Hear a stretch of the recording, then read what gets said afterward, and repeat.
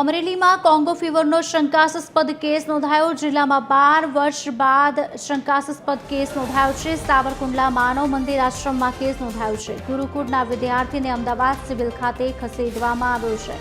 અમરેલી આરોગ્ય વિભાગની ટીમે આશ્રમની મુલાકાત લીધી। ગૌશાળા તેમજ વિદ્યાર્થીની હોસ્ટેલની તપાસ હાથ ધરી। અગાઉ બાબરાના કરિયાણા ગામમાંથી કેસ સામે આવ્યો હતો।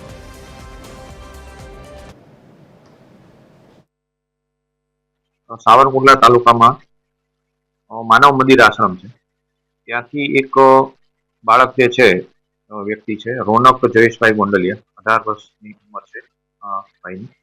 હવે એમને તાવ ને ઉલટી ને એવા લક્ષણો હોવાથી ત્યાં સાવરકુંડલાની પ્રાથમિક સારવાર એને પ્રાઇવેટ હોસ્પિટલમાં લીધી અને એમાં ડેન્ગ્યુ પોઝિટિવ આવ્યું હતું। એની પ્રાથમિક સારવાર કરવામાં આવી છે અને ત્યાંથી વધુ સારવાર માટે એ પેશન્ટને અમદાવાદ રિફર કરવામાં આવ્યો છે, બીજે મેડિકલ કોલેજ હોસ્પિટલ।